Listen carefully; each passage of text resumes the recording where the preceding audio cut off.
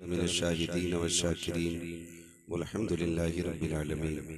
या खुदा बहरे जनाब मुस्तफ़ा इमदाद कुन, या रसूल अल्लाह अज़ बहरे खुदा इमदाद कुन, या शहीद करबला या दाफ़िए करबो बला गुल रुखाश आज़ादे गुल गो क़बा इमदाद कुन। गौसे आज़म बमने बेसर सामा मददे क़िबले दी मददे काबे ईमा मददे बगिरदा बे बला उस्ताद कश्ती मदद कुन मदद कुन मदद कुन। या मुईन अद्दीन चिश्ती क़ादरी यमनारे या गौसे आज़म मीज़नम दमज़ शेख अहमद रज़ा खां कुतुब आलम मीज़नम बलगल उला बिकमालिही कशफ़त दुजा बिजमालिही हसनत जमीउ ख़िसालिही सल्लु अलैहि व आलिही। करूं तेरे नाम पे जां फिदा, न बस एक जां दो जहां फिदा, दो जहां से भी नहीं जी भरा, करूं क्या करोड़ों जहां नहीं। जिसको अपने नबी से जितनी मोहब्बत का एहसास हो, कोशिश करें उतनी ही आवाज़ के साथ रसूल और आले रसूल की बारगाह में दुरूद व सलाम की डालियां निछावर कर लें। पढ़ें बावाज़े बुलंद अल्लाहुम्मा सल्ली अला सय्यदिना व शफ़ीइना व नबीना व मौलाना मुहम्मदिन मअदिनिल जूदि वल करम व आलिहि व अस्हाबिहि व बारिक वसल्लिम सलातुन व सलामुन अलैका या रसूल अल्लाह सल्लल्लाहु तआला अलैहि वसल्लम। मुअज़्ज़ज़ हाज़रीनो किराम, अभी आपने ना तो मनक़बत का खूबसूरत सिलसिला देखा और सुना। उनसे पहले हमारे बेनोई साहब हज़रत अल्लामा मौलाना मुफ्ती मुदस्सिर हुसैन साहिब क़िबला बहुत कम वक्त में उनसे आपने बड़ी खूबसूरत नसीहत आमेज़ गुफ्तगू समाअत फरमाई। यकीनन ये इन्हीं का इसरार था, वरना आज मुझे आराम करना था, क्योंकि ईद के फौरन बाद भी दिन में भी प्रोग्राम है, रात में भी प्रोग्राम है। डॉक्टर कह रहा सोया करो, कौम कहती है जागा करो। तो मौलाना मुदस्सिर हुसैन साहब क़िबला इन्होंने कहा कि ये मेरे घर ही का प्रोग्राम समझे, तो जैसे वहां सोओगे वैसे यहाँ जाग लेना। तो मैंने कहा फिर ठीक है, अगर ये बात है तो फिर जरूर हाजिरी होगी और फिर रब के करम से हाजिरी होगी। मैं सबसे पहले दिली मुबारकबाद पेश करता हूँ हाफिज सलीम साहब क़िबला को, जिन्होंने अपने बेटे वसीम साहब के निकाह के मौके पे हुजूर के जिक्र की महफिल सजाई है। और मैं समझता हूँ कि शादी के मौके पे हुजूर के नाम की महफिल सजाना यकीनन इस दौर में ऐसा ही है जैसे आंधियों में चिराग जलाना। जिस दौर में दुनिया तवाइफ की तरह नाचने लग गई हो, जब जवानों की नसें डीजे के आगे थिरकने लग जाएं, और ऐसे माहौल में अगर कोई बाप बेटे के निकाह पे हुजूर के जिक्र की महफिल सजाए तो यकीनन मैं समझता हूँ बड़ा मुश्किल काम है। कई बार तो लोग कहते हैं जी ये महफिलें तो सिर्फ तीजों में और मैयतों में होती थी, अब शादी में भी करने लगे। तो मैं इनकी जानिब से एक जवाब देता हूँ कि हमारा अपना एक उसूल है कि मरने की तरफ देख न जीने की तरफ देख, जब चोट लगे दिल को मदीने की तरफ देख। हमारी खुशियों का आगाज भी हुजूर की चौखट से होता है और हमारे गमों का इलाज भी उन्हीं की चौखट से हुआ करता है।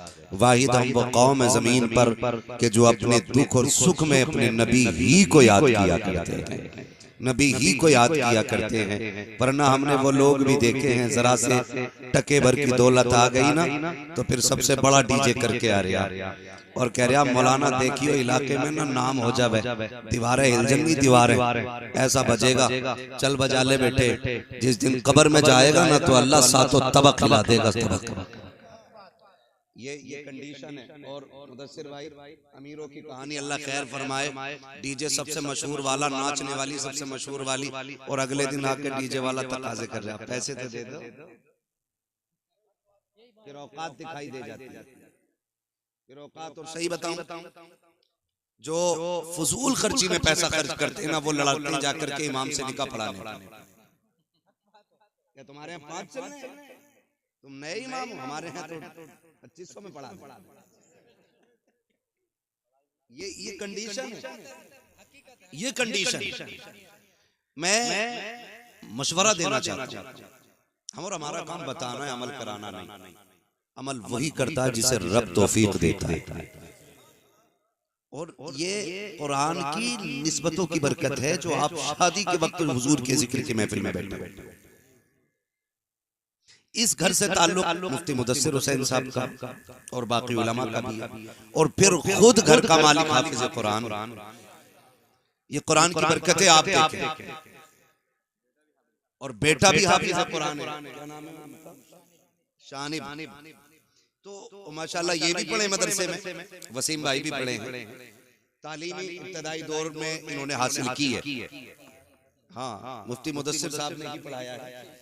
खैर, मेरा कहने का मतलब यह है कि ये कुरान से निस्बत की बरकत है, कुरान से निस्बत की बरकत है। खुदा तौफीक देना और शादी का दिन मैसर हो जाए तो डीजे ना बजाना, तमाशे ना करना, खुदा तौफीक दे तो रब रसूल को राजी करने की कोशिश करना। निकाह किसकी सुन्नत है? बोलें सारे लोग, जिनकी हो गई है कम से कम वही बोल दे। इन्हें तो तभी पता चलेगा ना जब इनके निकाह में निकाह मिन सुन्नती कहा जाए, है ना। लोग कहते हैं ना बयान किया, बरातें तो खूब करी हैं, ठीक है। निकाह किसकी सुन्नत है? बोल दें जरा, मुझे लगे कि आप समझ पा रहे हैं। किसकी सुन्नत है? हुजूर की सुन्नत है। और डीजे इब्लीस। बताओ, सुन्नत के मौके पे हम शैतान को बुलाते हैं। 8 दिन नहीं गुजरते जो बहू अपने असली रूप में आती है। फिर कह रहे हैं ना, वहां मियां मिले थे, उन्होंने कहीं कछोछा ले जाओ।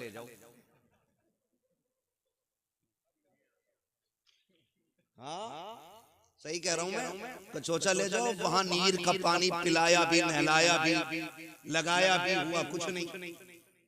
क्योंकि भूत उनके उतरते जिन पे चढ़ा करते, जो खुद भूत नहीं होती है उनके भूत नहीं उतरा कर। ये मैं आपको बता रहा हूं, ये बेबरकतियां होती हैं, इनसे कोई नतीजा नहीं होता। अब सभी की एक तमन्ना है, सुना है आप हर आशिक के घर तशरीफ लाते, मेरे घर में भी हो जाए चरागा। चरागा, हाँ पक्के बरेल भी बैठे माशाअल्लाह, मेरे घर में भी हो जाए चरागा या रसूल अल्लाह। लेकिन हमने हुजूर को बुलाया कब? खाली कही तो दिया, मेरे घर में भी हो जाए चरागा या रसूल अल्लाह। लाइक भाई, हमारी कौम नात पे मचलेगी भी, और मचलना चाहिए, क्योंकि नात का ताल्लुक इश्क से है, इश्क से है। वो किसी प्रोफेसर ने भी लिखा था और कहा था, कौम मुस्लिम की हुजूर से मोहब्बत का आलम है। बात अगर हुजूर की इज्जत और अजमत की आए ना, तो जहां नमाजी हुजूर के लिए निकलता है ना, तो वहां बेनमाजी भी रोड पे हुजूर के लिए निकल आते हैं।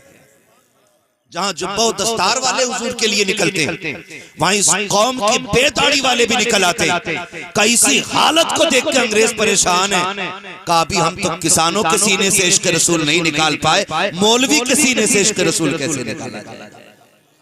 यहाँ क्यों? क्योंकि इसका रिश्ता हुजूर से दिल का है, दिल का। गोया हम कहते हैं हम बेअमल जरूर हैं, लेकिन बेवफा तो नहीं।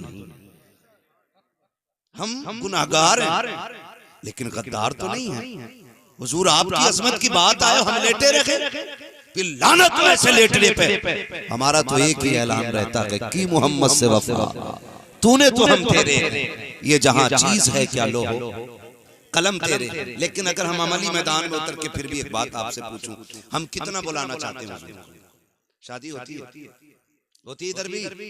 अरे शादी की महफिल में बैठे डर क्यों रहे हो? हाँ, मैं यहाँ निकाह करा के नहीं भेजूंगा कि अब्बा से पूछ के नहीं आया। होती है ना, होती है। तो उससे पहले जो रस्म रिवाज हमारे हाफिज साहब हैं, लेकिन भाई वो ये है कि हम लोग क्या करते हैं, पहले एक रफ तैयार करते हैं मेहमानों के लिए, रफ। फिर उसमें 4 लोग बैठते हैं, इनमें किसको रखना और किसको नहीं रखना। ये निकालते, कहा इसको निकाल दो, इसने पिछली बार दावत नहीं खिलाई। कहा ये कहा, इसने हमारे यहाँ बोटी ज्यादा खाई थी, अपने यहाँ बोटी नहीं खिलाई, इसको भी निकाल। मतलब इस तरह से हम कट करते चले, इसे रखो, ये हमारे घर दावत दे के गया। ऐसे लिस्ट घटती बढ़ती रहती है। फिर बात आती है रिश्तेदारों पे, फिर बात आती है कुर्ब जवार के लोगों पे। जब रिश्तेदारी की बात आती है, लिस्ट बन जाती है ना, तो बेटा कहता अब्बा फूफा को बुलाओगे कि नहीं? कहा क्यों? कहा वो तो नाराज है। तो लोग बाप भी नाराज नहीं कह देता, नहीं अगर वो नाराज है हम नहीं जाएंगे बुलाने। चार लोग बैठ के कहते क्यों ना जाओगी जी, तुम्हारे बेटे का आज चोटी से रहा है, तुम्हें जाना पड़ेगा, जाओगे और बच रहोगे, हम जाके तुमसे मनवाएंगे उनको। और पूरी कौम प्रेशर डालती है, जबरदस्ती ले जाकर के पैर पकड़वाए जाते हैं। आज के हालात में आपको बता दूं कितने ऐसे मक्कार लोग भी होते हैं कि 3 दिन घर में ही पड़ा रहेगा, जब खाने की बारी आएगी भाग जाता है। कहाँ है फला साहब? कहा वो नाराज है। कहा 3 दिन से तो यही थे। कहा रोटी नहीं खाएंगे जब तक आप अपने किए की माफी नहीं मांगेंगे। इस तरह से शादियों को भी बर्बाद किया जाता है। मैं कुछ और कहना चाहता हूँ, मैं बताना ये चाहता हूँ, जब लिस्ट बनाई जाती है उसमें खालू को भी मनाया गया, ताऊ चचा को भी मनाया गया, सारे रिश्तेदारों को राजी करके लाया गया। लेकिन मुझे बता तो सकी, सारे रिश्तेदार आ गए, जरा दिल पे हाथ रख के बताओ, जाके पूरी दुनिया की लिस्ट चेक कर लो, सबसे ऊपर खालू का नाम मिलेगा, मामू का नाम मिलेगा? क्या किसी लिस्ट में सबसे ऊपर हुजूर का नाम मिलता है कि नहीं? आका का नाम होता है कि नहीं? नहीं होता। और यार जो नाराज थे उनको राजी करके ले आए। तुमने हुजूर को लाने का कौन सा तरीका इस्तेमाल किया? आप कहोगे मौलवी मुस्तफा को कैसे बुलाया जाएगा? तो सुनो, तुमने कार्ड दे करके अपने खालू को राजी किया, इनविटेशन कार्ड दे करके आपने रिश्तेदारों को बुलाया, लेकिन जब हुजूर को बुलाना था एक कार्ड उनके नाम का भी बनना था। आप कहेंगे कौन सा? मैं ये कहता हूँ जब हुजूर को बुलाना हो मिलाद की महफिल सजा दे, रहमत के फरिश्ते भी आएंगे, मदीने से मुस्तफा चल के तशरीफ ले आए।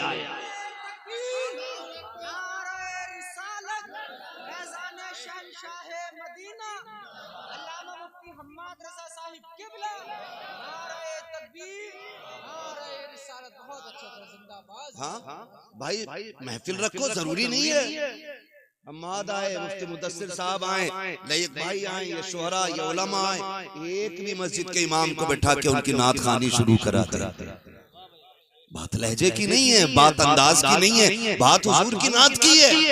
जहां नात होती है मुस्तफा अगर चाहे तो तशरीफ ले आते हैं, और अगर आना ना भी चाहे तो मजार में लेटे लेटे तवज्जो फरमा देते हैं। और हुजूर की अगर नजर हो गई ना, तेरी एक निगाह की बात है, मेरी जिंदगी का सवाल है। अगर उनकी एक निगाह हो गई ना, फिर बेड़े पार हो जाते, फिर बेड़े पार होते। इसलिए मैं कहता हूँ खुदा तौफीक दे, दूल्हा बनो ना तो दूल्हा तुम बनो, महफिल सजी हो सेहरा आमीना के लाल का पढ़ा जाना चाहिए। वाह वाह माशाअल्लाह माशाअल्लाह।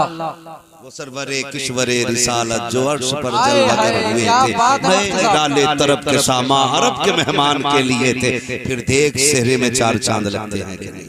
वाह वाह वाह माशाअल्लाह। तुम कितनी महंगी रंडी लाके ना चालो, ठीक है 4 बंदे तज़किरा करेंगे, लेकिन जिसकी शादी में हुजूर की बातें होती है ना, उसका तज़किरा अर्शों पे रखता है। वाह वाह वाह क्या बात है मुफ्ती साहब। और मैं नौजवानों हाथ जोड़ के कह रहा हूँ, ये सेहरा तेरी कोशिश नहीं है, तेरी मेहनत नहीं है, ये सेहरे उनके बनते हैं जिनकी रब तकदीर बुलंद करता है। ये आप में भी बहुत सारे साहिब औलाद होंगे, ठीक है ना? हम लोग भी साहिब औलाद हैं, अल्लाह बेटा देता है, कितनी खुशी होती है।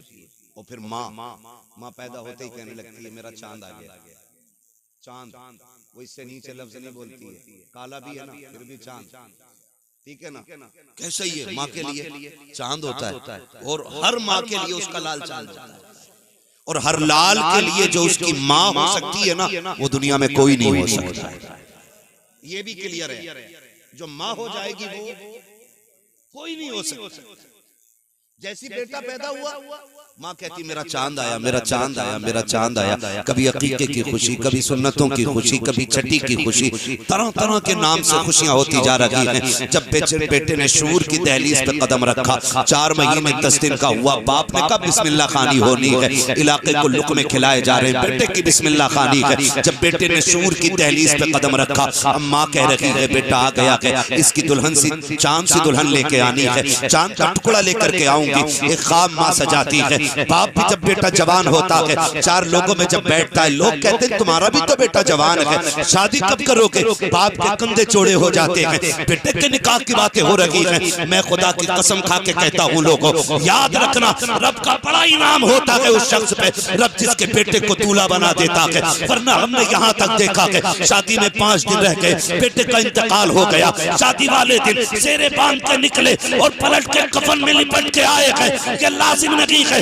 अगर तूने सेहरा बांधा है खैरियत से आ जाएगा, अगर खैरियत से आया है तो ये सिर्फ तेरी खुशी नहीं है, माँ की खुशियों की तकमील हो रही है, बाप का ख्वाब पूरा हो रहा है, यारों की खुशियों में 4 चांद लग रहे हैं, दोस्तों अहबाब मचल रहे हैं। ओ लोगों, खुदा ये वक्त दे गाने न बजाना, अगर बजाना तो मुस्तफा की नातों के तराने बजाना।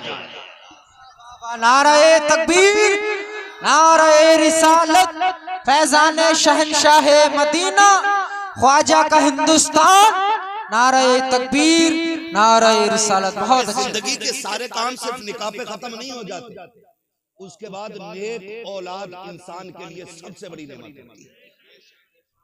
नेक औलाद, फर्माबरदार औलाद। पैसे में सुख सुकून नहीं है, सुने सारे लोग, अगर लगता हो ना पैसे वाला मौज में होगा, पता 8 दिन में पूरी पूरी डिब्बी खा जा रहे हैं, होली होगी फिर जाके सोता है। सुख चैन दौलत में नहीं, मजा तो तब है औलाद इतनी फर्माबरदार हो कि बाप देखे और उसकी आंखें देखते ही ठंडी हो जाए। ये सबसे बड़ी नेमत है, ये सबसे बड़ी नेमत। अगर औलाद फर्माबरदार नहीं तो मैं कहता हूं ऐसी औलाद पे लानत है जो माँ बाप की फर्माबरदार ना। क्या करोगे पूरी जिंदगी का, कोई मतलब नहीं। अगर सुकून दौलत में होता ना तो फिर अमीर 16 घंटे सोता, गरीब 3 घंटे। लेकिन उल्टा है, अगर गरीब को जरूरतें ना उठाएं तो ये 12 घंटे नहीं उठेगा। क्यों?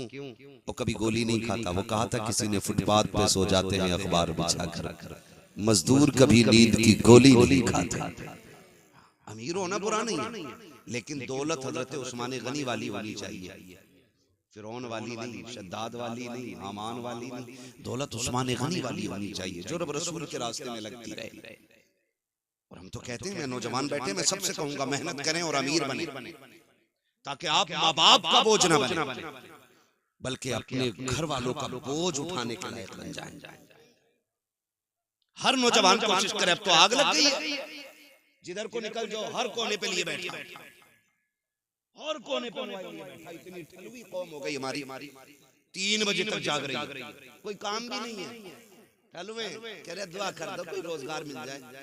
अगर दुआओं से रोजगार मिलते, ऐसी दुआ करता कि अल्लाह मेरे परिवार को ना मुख्यमंत्री बना। मेहनत भी तो कोई चीज होती है ना यार। तुम पूरी जिंदगी पबजी खेलो और फिर मौलवी की दुआ से अच्छा रोजगार मिल जाए। जिन्हें रत जगह नहीं आते ना, उनके ख्वाब कभी पूरे नहीं होते। ख्वाब वही पूरे होते हैं जो जागते हुए देखे जाते हैं। सोते हुए देखे जाने वाले ख्वाब कभी पूरे, कभी सोते हुए ख्वाब देखे जाने वाले पूरे नहीं होते, नहीं होते। ख्वाब वही पूरे होते हैं जो जागते हुए देखे जाते हैं। अभी भी निकल के आ रहे ना, हर कोने पे बैठा, ईद निकली है ना, हर कोने पे मोबाइल लिए, हर कोने पे। हाथ जोड़ के कहता हूँ निकलो इससे और इतने आगे बढ़ो, इतने आगे बढ़ो कि लोग देख के कहें कि हुजूर की उम्मत में भीख मांगने वाले कम नजर आते हैं और लोगों को भीख देने वाले ज्यादा नजर आया करते हैं। ये कैसी उम्मत बने, मजबूत उम्मत बने। इब्तिदाई दौर इस्लाम का आप देखें, एक खजूर खा करके रोजा रख लेते थे और उसकी गुठली मुंह में डाल करके इफ्तार करते थे। ये दौर इस्लाम पे गुजरा है। लेकिन फिर हजरत फारूक आजम का दौर आया, फिर इस्लाम ने करवट बदली है, तो फिर पूरे मदीने में कोई ज़कात लेने वाला नहीं मिलता था। ये दौर भी इस्लाम ने देखा, लेकिन वो जवान ठलुए नहीं थे, निकम्मे नहीं थे। इस्लाम के लिए जंगे भी लड़ना और बच्चों के लिए हलाल कमाई के लिए कोशिश भी करते रहे, कोशिश भी करते रहे। आज तो क्या कहते हैं, शॉर्टकट। कह रहा ऐसा रास्ता मिला है 10 पे 70 दे रहे, रातों रात अमीर होने के ख्वाब। अब तो वो क्रिकेट चल रहा है ना, ड्रीम 11। तो ये भैया उस पे जुआ लगा रहे, उसको सट्टा ही है, वो भी एक किस्म का फिर तो सट्टा है, लग गया आधा हो तो लग गया, वरना मुंह देख रहे, रोज लगा रहा है। कितने पैसे लगते? बहुत आगे हो।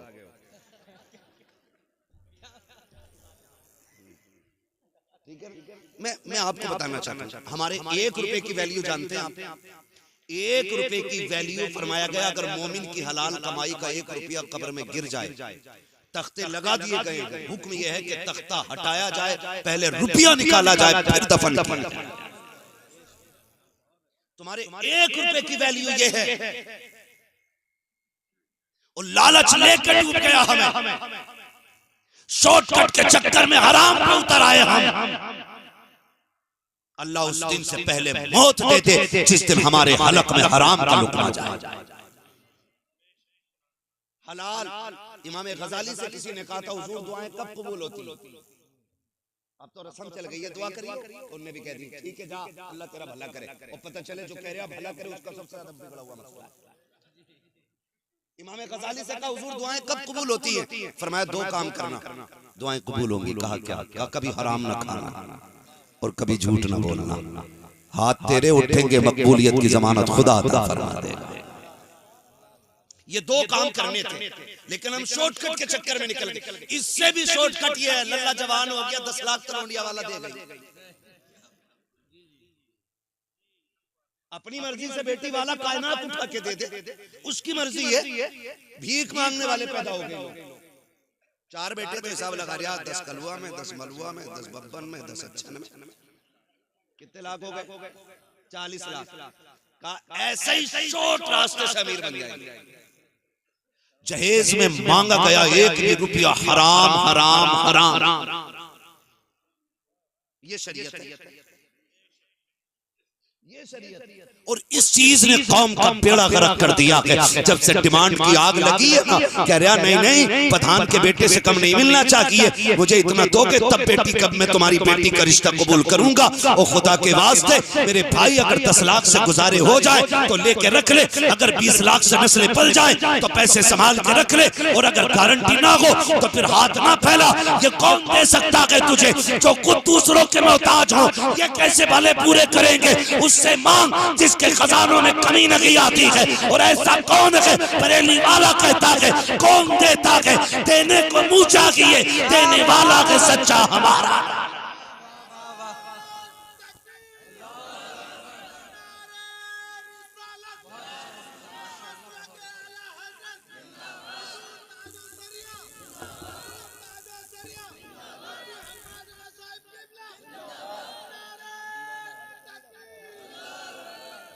जो है सारे लोगों की डिमांड तो नहीं करेंगे इंशाअल्लाह, बहुत कम हाथ उठे, लग रहा सारा बिजनेस यही है। ये बीच वाले लोग क्यों हो गई है भाई? जिनकी हो गई है तो वो अपने बेटों की नियत ना करें कि अल्लाह के मेले में। हाँ कई बार हजरत ऐसा हो जाता हाफिज साहब, अब्बा दीवाना हो जाता, कहता भैया 2 सूद से कम की पिलाई ना हो, 2 इंची से कम की पिलाई ना हो। जबकि एक बार भी बैठ नहीं मिलता इस गरीब को बेड पे, और अपनी आखिरत तबाह कर रहा है। लिस्ट में बुलेट भी है ऊपर, कह रहा ये जरूर हो, कभी नहीं बैठेगा इस बुलेट पर, इसे साइकिल पे ही रहना है, मगर अपनी आखिरत तबाह कर रहा। ना करें, ना करें, इसलिए कि कोई भी बेटी वाला, मैं तो कहता हूँ जिसने बेटी दे दी उसने सब कुछ दे दिया। जिसने बेटी दे दी उसने सब कुछ दे दिया। और बेटी ही का जिक्र नहीं है, गाड़ी का जिक्र है, फ्रिज का जिक्र है, एसी का जिक्र है, जनरेटर का जिक्र है, इन्वर्टर का जिक्र है, लिस्ट में सोफे भी है, पिलाई भी है, सारी चीजें क्या अगर नहीं है तो बेटी के औसाफ नहीं है। कोई ये नहीं पूछता है जिसके साथ निकाह किया है उसे कुरान तजवीद की रियायत से पढ़ना आता है कि नहीं, उसे नमाज दुरुस्त याद है कि नहीं। कोई ये पूछने वाला नहीं है जिसको बहू बना के ला रहे हो वो तहज्जुद गुजार है कि नहीं, जिसे तुमने बहू बनाया है वो फजर वक्त पे पढ़ती है कि नहीं, जिसको तुम घर की रौनक बना रखे हो, उसके लहजे में कुरान की खुशबू आती है कि नहीं, कोई पूछने वाला नहीं है। जिसको तुम चांद का टुकड़ा कह रहे हो, उसके माथे पे सजदों के निशान है कि नहीं, जिसे तुम जन्नत की परी कह रहे हो, बता तो सही अखलाक में खातून जन्नत का किरदार नजर आता है कि नहीं। खुदा की कसम करोड़ों ले आओ, अगर औरत बतमन लाए हो, मोहताज रहोगे, खाली हाथ ले आओ, नेक औरत ले आओ, अल्लाह तुम्हें दुनिया ही में बादशाहत अता फरमाए। ये करे कोशिश, अल्लाह निकाह आसान करने की तौफीक अता फरमाए।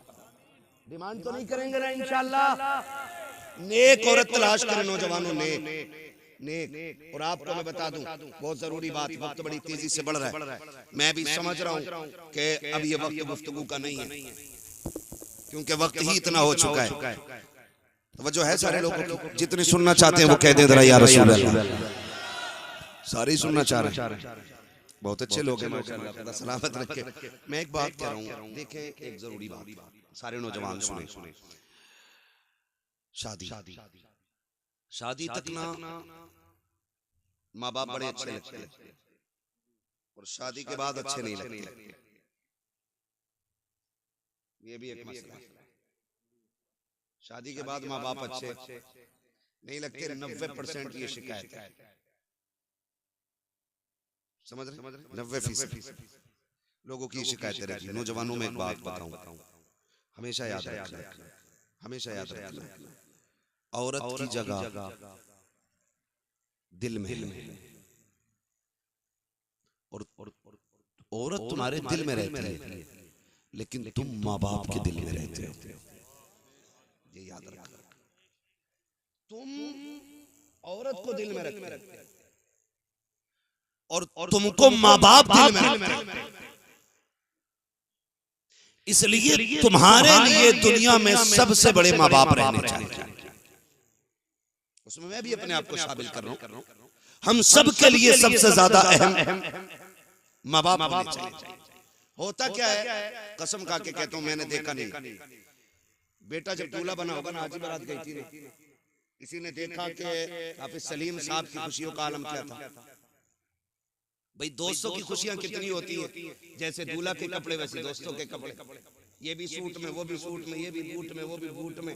हाँ, मगर इतना न किया करो नकल, थोड़ी बहुत फर्क रहना चाहिए ताकि दूल्हा का पता लगता रहे कि दूल्हा है कौन सा। 5 दोस्त हैं, 5 कोट पैंट में, 5 काले में, ये कंडीशन। तो थोड़ा सा आज तो उसे सजने दो, जो सबसे गोरा होता वो उसकी करवट में घुस के बैठता है, आज तो इसे दूल्हा बनना पड़ेगा, क्यों इसे और ज्यादा खराब कर रहा है। आज इसका दिन है, दोस्तों का नहीं, आज इसका दिन है।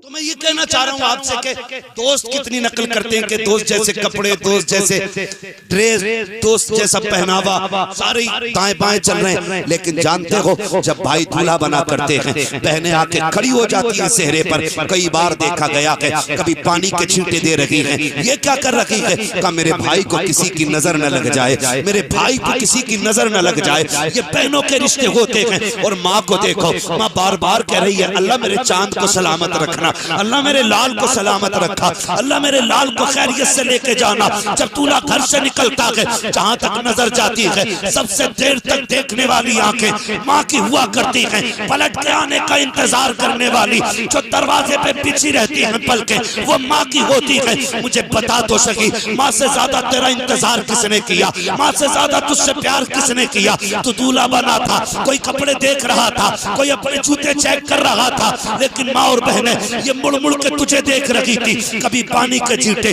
कभी सुरमे के टीके, कभी बार बार नजरें उतारना, मेरे लाल को किसी की नजर न लग जाए। मुझे बता तो सही, तेरे जाने के वक्त में तेरे बाप का पैर जमीन पे नहीं लगता था। लोग पूछते थे कि बाप कौन सा है, का तलाश करो। आज जिसकी खुशियां आसमान पे होंगी, वही बाप लगता नजर आएगा। बाप तनहा अलग दिखाई देता है कि ये बेटे वाला है, मगर जरा दिल पे हाथ रख के बता, अभी शादी को 15 दिन हुए हैं। माँ से कहता है, सुन मेरे कमरे पे आके दस्तक ना देना, मेरी बीवी को अच्छा नहीं लगता है, तुमसे झाड़ू नहीं लगती है, अभी 8 दिन हुए हैं, उससे झाड़ू लगवाने चली हो। अभी 8 दिन हुए हैं, उससे चाय बनवाने चली हो, मुझे बता तो सकी तू किससे बात कर रहा है? ये वो है जिसके बारे में इमाम अहले सुन्नत ने कहा है, सरकार आला हज़रत फरमाते हैं, अगर माँ बाप से बात करने का इरादा हो पहले इजाजत लो, अगर वो कहते तब बात करो। आला हज़रत कहते हैं माँ बाप की बारगाह में ऐसे जाया करो जैसे रियाया बादशाह के दरबार में जाया। वाह बाबा सुभान अल्लाह, नारे तकबीर। नारा मुख्तसर कर, मुझे बहुत कम वक्त में बातें करनी है, तवज्जो है भाई। तो ये माँ बाप होते, और अभी 8 दिन नहीं हुए माँ बाप से बिगड़ गई, माँ बाप से बिगड़ गई हमारी। क्यों? फिर वो उधर से उधर, उधर से उधर कान भरने, इधर के उधर सुनने। सुने भाई, सिर्फ एक बात याद रखो, माँ को माँ का हक दो, बीवी को बीवी का हक दो। इस्लाम न बीवी का हक छीन के माँ को देने की इजाजत देता है, और न माँ का हक छीन के बीवी को देने की इजाजत देता है। ये याद रखिए, ये नहीं है। लेकिन गुलामी मत करना औरत की कि अम्मा ये रोटी नहीं बनाएगी, रोटी तुझे ही बनाएगी। झाड़ू पोछा इसको नहीं करना, अम्मा तुम करो। बीवी को पहला सबक पढ़ा देना, उससे कह देना सुन, मेरी जन्नत मेरे माँ बाप के कदमों में है और तेरी जन्नत मेरे कदमों में है। अगर अपनी जन्नत बचानी है ना तो फिर मेरी जन्नत हाथ से नहीं जानी चाहिए। ये सिर्फ इतना सबक आपको पढ़ाना है। बीवी समझदार होगी तो फिर समझ जाएगी, फिर पूरी जिंदगी इंशाअल्लाह अगर माँ बाप राजी रहे ना तो फाकों में भी जन्नत के मजे आएंगे, फाकों में भी जन्नत के मजे आएंगे। मैं नौजवानों जानता हूँ कितने हम में से परदेश रहते हैं, कितनी मजदूरियां करते हैं, कितने थकते हैं लोग। ठीक है, जब नींद आती है ना थक के, तो मैं गारंटी के साथ कहता हूँ कभी भी VIP गद्दों पे उतनी अच्छी नींद नहीं आती जितनी अच्छी नींद माँ बाप के कदमों में बैठ के आया करती है। ये याद रखना।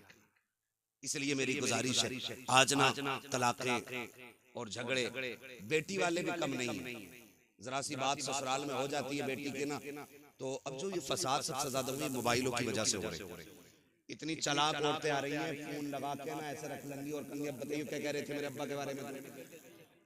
रिकॉर्डिंग ना डायरेक्ट चल रही है, क्या कह रहे थे मेरे अब्बा के बारे में, कह के दिखाओ। मेरे भैया क्या कही थी तुमने? अभी फोन कटता नहीं, गाड़ी दरवाजे पे आ गई, पकड़ो इसे। और फिर ये सोचते हैं कि हम तुर्रम खां हैं, हम यूं कर देंगे। याद रखना, बेटी का गुजारा बाप के घर नहीं शोहर के घर होता है। आप कुछ भी कर लें, वो ताकत तुम्हारे पास नहीं है जो रब ने उसके शोहर को दी। आप कुछ भी कर लो, आप मंत्री हो, संतरी हो, पैसे वाले हो, पावर वाले हो, ताकत वाले हो, मुट्ठी में आपकी ताकत है। लेकिन जो तलाक की पावर शोहर के पास है ना, उसने 3 बार अगर बोल दिया ना तलाक तलाक तलाक, बेड़ा ही गर्क हो जाता बेटियों का। इसलिए बेटियों के मामलात में भी आसमान पे ना उड़ा गए जाके। क्या कह रहा था भाई तू? थप्पड़ मार दिया। याद रखना, शोहर हर हाल में शोहर होता है, शोहर हर हाल में शोहर होता है। शोहर मरना गवारा करता लेकिन जिल्लत गवारा नहीं करता कभी। किसी भी शोहर को उसकी बीवी के सामने जलील न करना, वरना फिर तुम्हें हाथ धोने पड़ जाएंगे। तो कमी बेटी वालों के लिए एक अच्छी जिंदगी गुजारने के लिए हुजूर का तरीका अपनाना पड़ेगा। हुजूर का तरीका देखकर मैं बता दूं, आज हम में कोई अबू बकर नहीं, आज हम में कोई उमर नहीं, आज हम में कोई उस्मान गनी नहीं, आज हमारे बीच कोई मौला अली नहीं है, आज हमारे बीच कोई सहाबी नहीं है, आज हमारे बीच कोई ताबई नहीं है। इतने लोग बैठे हैं, हम में कोई जाहिर में वली भी नहीं लगता है। कोई किसान है, कोई मजदूर है, कोई इमाम है, कोई खतीब है, बस अपने अपनी जिम्मेदारियों पे लोग लगे। मगर बता, कायनात में कोई सैयदा आमीना के लाल के जैसा हो तो लाके दिखाओ। और जानते हो जिनसे मेरे नबी ने निकाह किया पहला, उस खातून को हजरत खदीजतुल कुबरा कहा जाता है। क्या कहा जाता है? हजरत खदीजतुल कुबरा। ये हुजूर की पहली बीवी। हुजूर के साथ 25 साल गुजारे। कितने? 25 साल गुजारे। इनका लेवल क्या है? आका फरमाते पूरी कायनात पे इस्लाम का एहसान है, लेकिन इस्लाम पे मेरी खदीजा का एहसान है। ये इनका लेवल है, ये इनका स्टेटस है, ये इनका मकाम है। आका फरमाते पूरी कायनात पे इस्लाम का एहसान, लेकिन खदीजा वो है जिसका इस्लाम पे एहसान। अब आप जरा देखें, एक दिन मेरे नबी की अम्मी हजरत हलीमा सादिया रज़ी अल्लाह ताला, ये कौन है? ये हुजूर की रिजाई अम्मी। कैसी अम्मी है? रिजाई अम्मी उस माँ को कहा जाता है जिसने दूध पिलाया हुआ।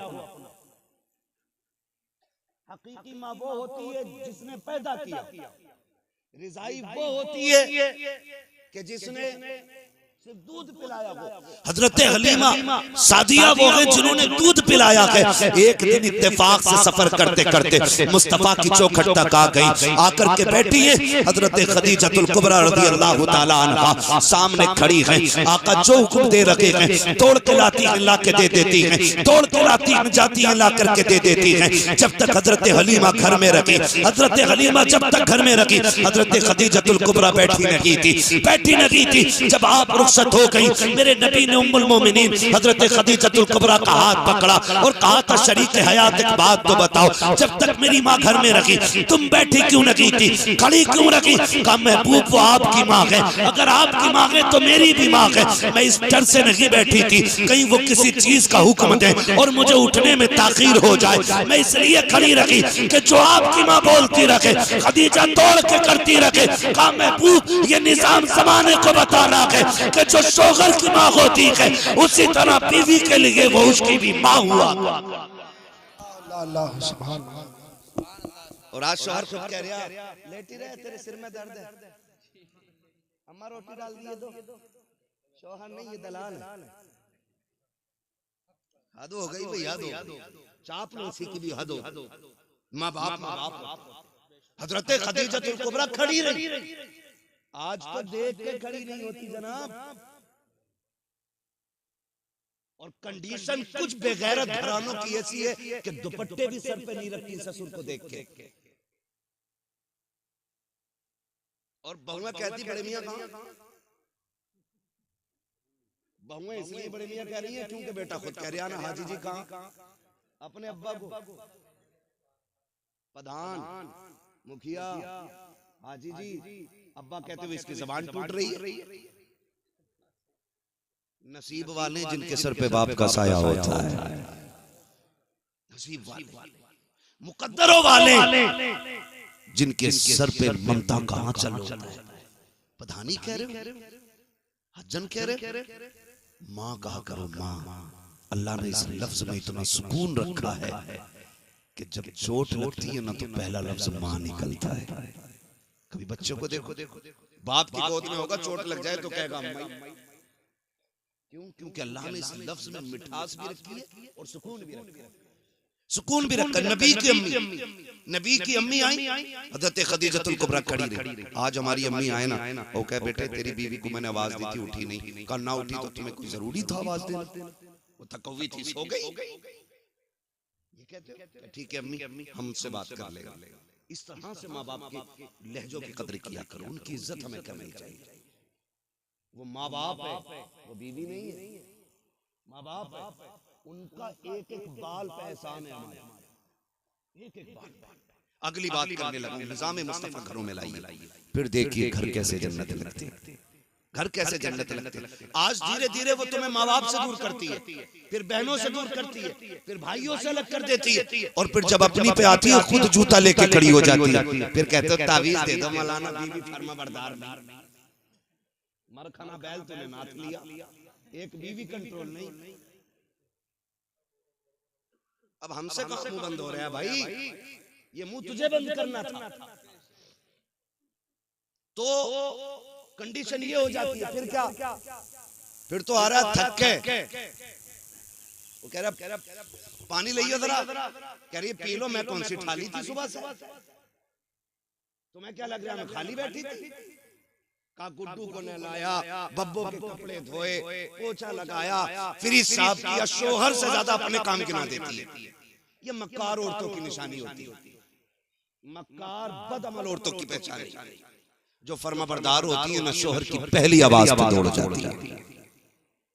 पहली आवाज। शोहर थक के आया, खुद बीमार होकर पड़ गई। होता क्या है, कभी बाहर ना मोहल्ले में दिन भर घूमेगी, शोहर के आने के टाइम चद्दर ओढ़ के क्या हुआ कि सिर में आधे में बड़ा दर्द है, आधे में दर्द है तो सर घर सर पे उठा लेती है, पूरे में हो तो क्या करें, करिए कि सर में दर्द। जाओ जाके बेटियों को सबक दो। घर ऐसे नहीं चला, घर ऐसा चला करते हैं, शोहर थक के आए ना, बिस्मिल्लाह पढ़ के उठ, गिलास पानी का लेके बगैर के जाके खड़ी हो जा। तुझे नहीं पता जब तू उसे मुस्कुरा के देखेगी, वो तुझे मुस्कुरा के देखेगा, अल्लाह दोनों के सारे गुनाह माफ फरमा देगा, सारे गुनाह बख्श दिए जाते हैं। वो तो निहायत सस्ता सौदा बेच रहे हैं जन्नत का, हम मुफलिस का मोल चुकाएं, अपना हाथ ही खाली, अपना हाथ ही खाली है। इतनी आसान भी है जन्नत, लेकिन घर को जहन्नम बना रखा है। अगर कह दिया मेरे लिए ऐसा जोड़ा लाना जैसे अच्छन की बीबी ने पहन रखा था, अगर वो वैसा जोड़ा न लाया फेंक देती है, फेंक कह के मैंने अपने बाप के घर कभी ऐसा नहीं पहना। जाओ जाके बेटियों को पढ़ाओ कि बाप के घर जो तूने सोना पहना, चांदी पहना, हीरे जवाहरात पहन लिए, कभी इसका तज़किरा तूने शोहर के घर नहीं करना जा करके। वो तुझे जिस हाल में रख के तुझे उस हाल में रहना है। तेरी बेटी नबी की बेटी से बड़ी नहीं है, तेरी बेटी मुस्तफा के घर दूल्हा बन के आने वाले, तेरा बेटा अली से बड़ा नहीं है, ज्यादा इतराने की जरूरत नहीं है। मुस्तफा को देखो, जब बेटी का रिश्ता किया था आका करीम ने कहा था फातिमा मैंने तेरे रिश्ते का फैसला अली के साथ कर दिया है। खातून जन्नत सैयदा तैयबा ताहिरा आबिदा जाहिदा रकिया तकिया नकिया सैयदा फातिमा ज़हरा आंखों में आंसू भर लाई थी। आका करीम ने कहा था फातिमा अली से बेहतर ज़मीन पे तेरे लिए मुझे कोई मर्द नजर नहीं आया, इसलिए मैंने तेरे लिए अली का इंतखाब किया है। अली गरीब जरूर है लेकिन अली नबी का भी प्यारा है, खुदा का भी प्यारा। नारे तकबीर, नारे रिसालत, मसलके आला हजरत उलमा अहले सुन्नत हजरत अल्लामा मुफ्ती अब्बास रज़ा साहिब मुरादाबादी, नारे हैदरी। शुक्र अल्लाह का, मैं सही बता रहा हूँ, बड़ा सुख है दीन में। हमारे घर के 7 दामाद हैं, 7 पढ़े लिखे लोग हैं, और इतनी सुख सुकून की जिंदगी है। कभी कोई टेंशन, कभी चैं कभी पैं नहीं, कभी मसला ही नहीं कि उसका हाथ पकड़ के लाओ, उसका लाओ, मुझे कार्ड क्यों नहीं आया, मुझे देख नहीं आया, मेरा मुंह क्यों नहीं देखा। उनके सारे पढ़े लिखे लोग हैं। तो फिर जब जिंदगी हुजूर की शरीयत के दायरे में चलती है ना, तो बड़ा सुकून होता है, बड़ा सुकून होता है। बहने अल्लाह ने साथ दी, साथों पढ़ी लिखी कारिया, बड़ा सुकून रहता है। ऐसा माहौल घरों का बना, ऐसा माहौल बना। जब ये जिंदगी होती है ना, तो फिर फर्मा बरदारी और सुकून में जो मजा आता है वो खाली ससुर से लिए गए 15 लाख में नहीं आता। एक फोड़े में 15 नहीं, 15 के 35 निकल जाते हैं। ये याद रखिएगा। इसलिए हराम के चक्कर में ना पड़ना, मेहनत से अपनी कमाई से लाओ। फिर 5 में अल्लाह 50,000 की बरकत दे देता है। मेहनत का होना चाहिए, मेहनत का होना चाहिए, अपनी कमाई का। भीख में मिले हुए से क्या यार, तुमसे हमसे सबसे ज्यादा पैसे तो उन फकीरों के पास है जो जामा मस्जिद के गेट पे बैठ कर भीख मांगते हैं। पैसा तो उनके पास भी, लेकिन इज्जत वाला पैसा होना चाहिए, हलाल वाला पैसा होना चाहिए। तवज्जो है सारे लोग। तो माहौल जब अच्छा होना तो फिर घर जन्नत बिगड़ जाती, बिगड़ जाती। हुजूर फरमाते 25 साल मेरी खदीजा ने मेरे साथ गुजारे, लेकिन 25 साल आका फरमाते मैंने तबलीग के लिए जाता था, आता था, लेकिन 25 साल में कभी मुझे दरवाजा बजाने की जरूरत नहीं पड़ी। ये कौन कह रहा है? ये नबियों का इमाम कह रहा है। 25 साल कहते कभी चौखट बजाने की जरूरत नहीं पड़ी। आका फरमाते एक दिन आया, मैंने खदीजा से कहा खदीजा क्या बात है, मैं कभी खांसा नहीं, कभी आवाज नहीं दी, कभी कुंडी नहीं बजाई, कभी हाथ नहीं मारा, तुम्हें कैसे पता चल जाता मैं आ गया? बड़ी प्यारी बात खदीजतुल कुबरा ने कही थी, कहा हुजूर आप मेरे दिल में रहते हैं और आपकी खुशबू मेरी सांसों में रहती है।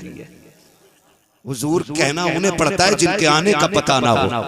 आप आते हैं तो एहसास खुशबू से हो जाता है कि मेरा महबूब तशरीफ ला रहा है। ये किसने कहा? ये उम्मुल मोमिनीन हज़रत खदीजतुल कुबरा कह रही है। आज की बीवी कहती है मर जा, तू लौट के ना आए, ट्रक के नीचे दब जा।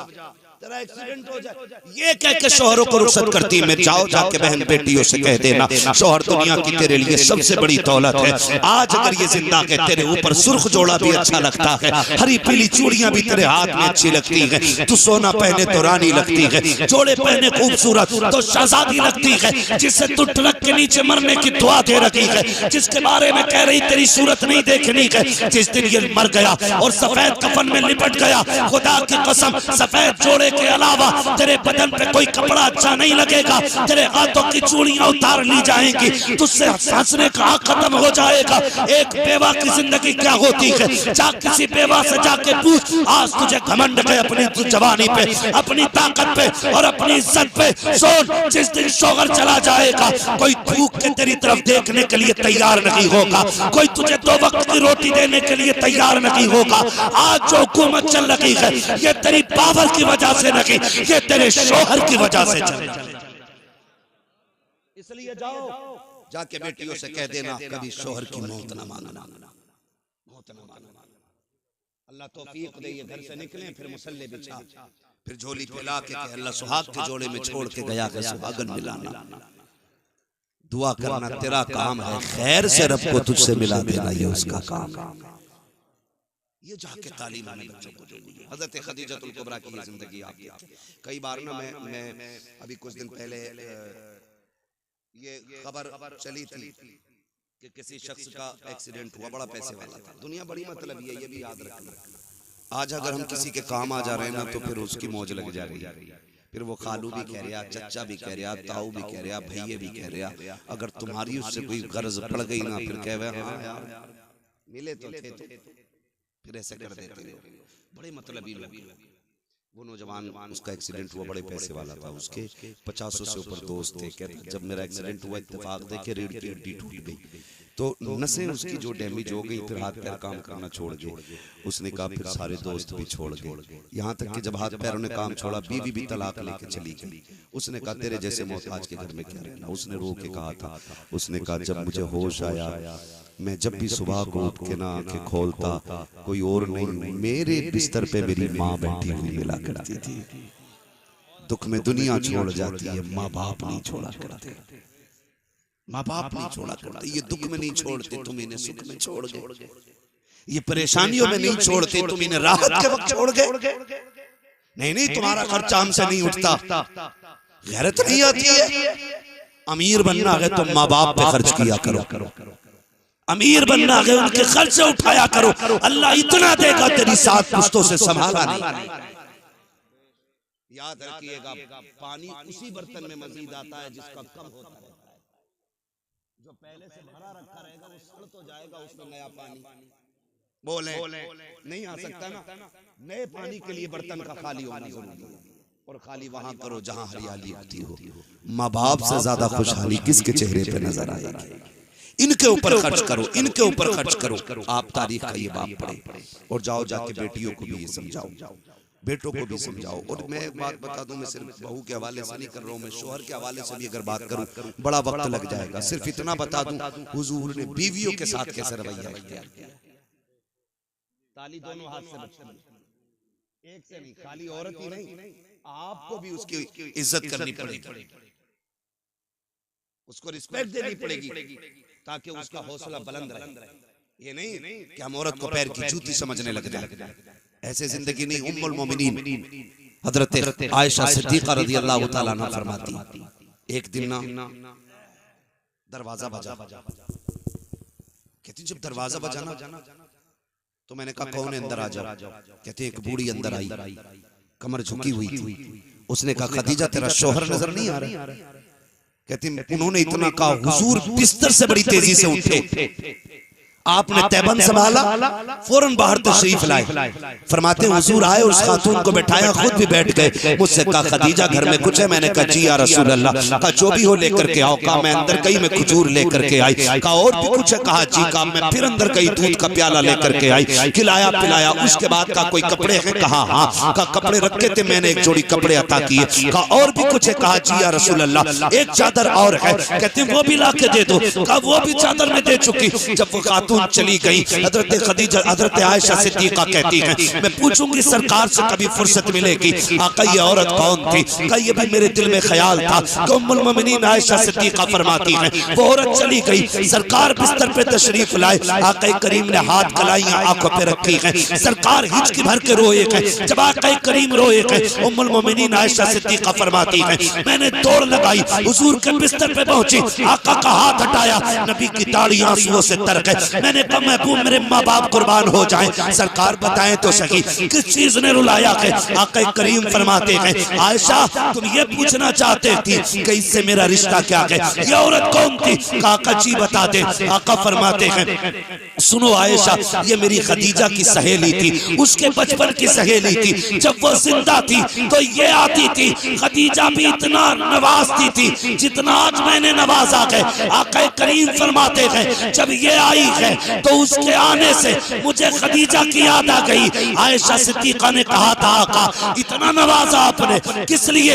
आका फरमाते हैं, इतना इसलिए दिया है ताकि दुनिया में ये राजी हो जाए, कब्र में मेरी खदीजा की रूह राजी हो। सुभान अल्लाह, सुभान अल्लाह। हमारे नबी ने विसाल करने वाली खातून हजरत खदीजतुल कुबरा की रिश्तेदारी का इतना लिहाज किया कि आका करीम उनकी सहेली को पूरी इज्जत दे।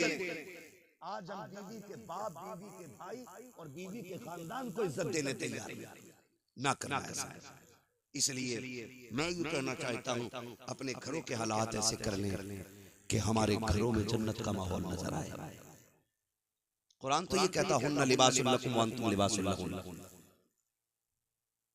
वो तुम्हारा लिबास हो, तुम उनका लिबास हो। इस अगर लिबास पे तशरीह की जाए तो घंटे लग जाएंगे। बस इतना समझ लें कि कोई भी बीवी शोहर का राज खुद से अलावा दूसरे से कहे ही ना, अच्छाई या बुरा, और शोहर अपनी बीवी की कोई भी बुराई या ऐब तीसरे से न कहे।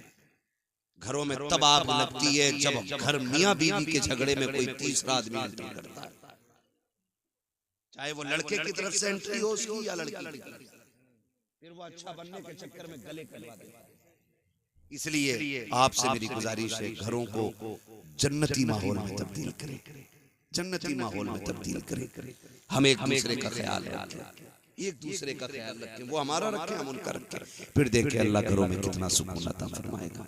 आज हाफिज साहब क़िबला ने बेटे के निकाह के मौके पे इस महफिल को इसीलिए रखा था ताकि इस महफिल के जरिए लोगों तक हुजूर का दीन पहुंच जाए, हुजूर का दीन पहुंच जाए। आज के बाद अगर एक औरत अपने शोहर को इज्जत देने लग जाए या एक शोहर अपनी बीवी का हक अदा करने लग जाए तो समझ लेना आपका बुलाना कामयाब है, हमारा आना कामयाब है। अल्लाह हमें हुजूर के दीन पे अमल की तौफीक अता फरमाए। 1 घंटा हो चुका है, वक्त भी काफी है, कल वलीमा भी आप लोगों को खाना है ना, फिर सोना भी है थोड़ी देर, और भी हमारे जो नात खां रह गए उनको भी आपको सुनना है। खुदा सलाम। बड़े नाराज लग रहे हो आप। नहीं तो देखो 1:45 बज गए, समझ रहे मेरी बात? अल्लाह तौफीक दे, बस इतना कर। वादा करेंगे इंशाअल्लाह डीजे नहीं बजाएंगे। ये पीछे वाले क्यों लेकर भाई, कर लो वादा, अगर मन में हो तो, ना हो तो फिर तुम्हारी मर्जी, जिसका मन चाहे वो बात करे। डीजे तो नहीं बजवाएंगे इंशाअल्लाह, बिल्कुल बंद किया जाए, वरना हम जिस कंडीशन में आज चल रहे हैं ना, काबिल रहम है हम लोग, काबिल रहम। सारे दुश्मन ताकतें आज हमारे पीछे लगी, सारी दुश्मन ताकतें। तुम्हें क्या बताऊं, मेरी करवट में पिपलसाना है, ईद नहीं गुजरी है, 2 नुमाइशें लगी और सारी लड़कियां उसमें जा रही। हमारी बेगैरती की इंतहा हो गई। पैसे वाला होना बड़ी बात नहीं, गैरत वाला होना बड़ी बात। वाह वाह वाह। पैसा है तो लानत है, पैसे लानत है। कई जगह पे ईद डीजे बजा के मनाई गई। हाँ, अभी टांडे से निकल करके 1 घंटा जाम में फंसे रहे, का ईद चल रही है। कौन सी बदमाशी ईदों में नहीं हो रही? इस उम्मत पे अगर ये जालिम मुसल्लत नहीं होंगे तो फिर क्या जिब्रील आएंगे बचाने के लिए?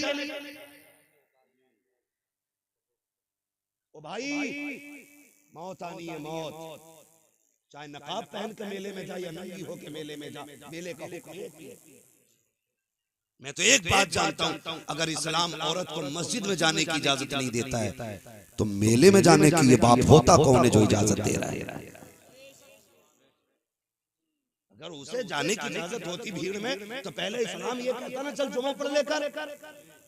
जब इस्लाम जुमे की इजाजत नहीं देता तो बेगैरत झूले पे बैठने की इजाजत किसने दी? और फिर जब चौक में आएंगे तो मौलवियों के भी उस्ताद लगेंगे, कलाइयां चढ़ा के कहेंगे हम जाने मौलवियों को। बेगैरत तेरे जैसे दौलत वाले बेगैरत से तो गरीब 5 वक्त नमाज पढ़ाने वाला इमाम 1 लाख दर्जे ज्यादा अच्छा। उस पे पैसा नहीं है मगर गैरत तो है। हमारी कौम की गैरत का जनाजा निकल गया।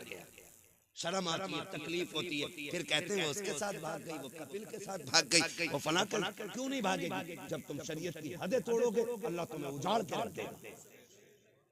याद रखिए, ये जुमले न समझना, ये कड़वी सच्चाई है। उसके दीन से खेलोगे वो तुम्हारी नस्लें उजाड़ देगा।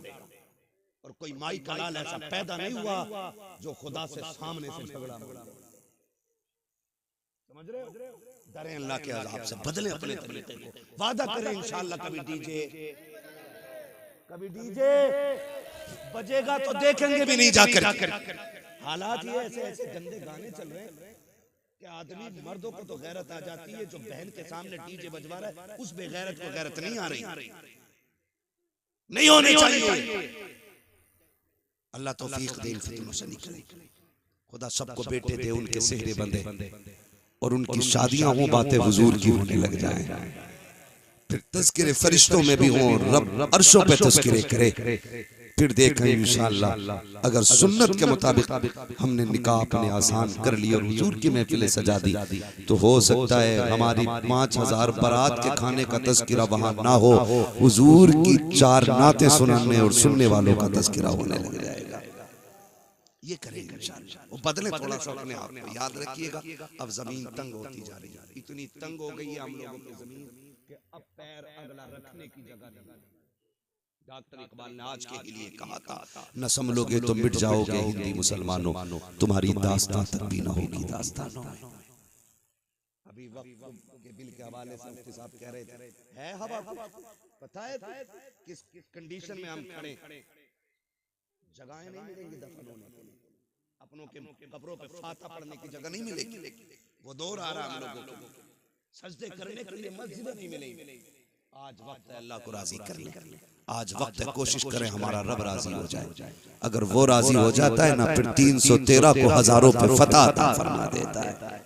ये उसी का काम है, कामयाबी देना उसी का काम है। वो इज्जतों का मालिक भी है, जिल्लत भी उसी की कुदरत में। जिसे चाहे इज्जतों से नवाज दे, जिसे चाहे जलील कर दे, वो इज्जत जिल्लत का मालिक है। इसलिए मेरे अजीज हम अपने रब को मनाने की कोशिश करेंगे इंशाअल्लाह। और याद रखिएगा जिन घरों के उसूल तरीके अच्छे होते हैं उन घरों की आने वाली नस्लें अच्छी होती हैं। मैं अक्सर एक बात कहता हूँ, जमीन अच्छी होती है तो फसल अच्छी होती है, माएँ अच्छी होती हैं तो नस्ल अच्छी होती है। ऐसा माहौल बनाइए, दीन वाला माहौल, शरीयत वाला माहौल।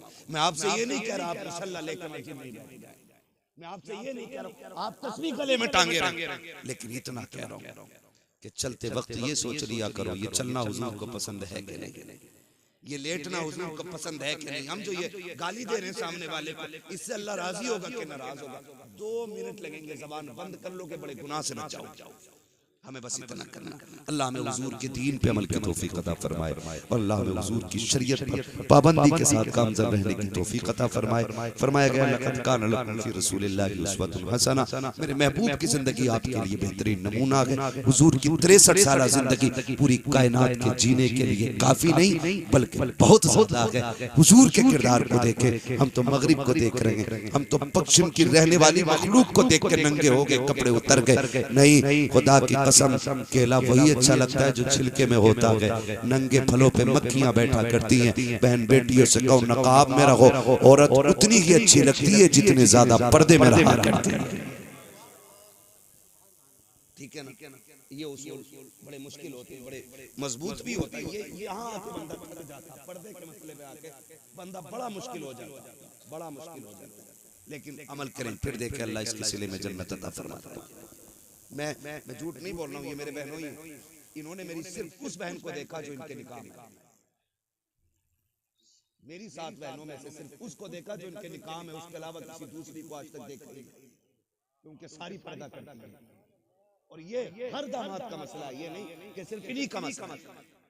ऐसा अमल करो, फिर खुदा की कसम बहन बेटी कब्र में जाएगी ना तो सिर्फ उसकी कब्र जन्नत नहीं बनेगी, उसके सदके में अल्लाह हम सब की कब्र जन्नत बना देगा। करेंगे इंशाअल्लाह।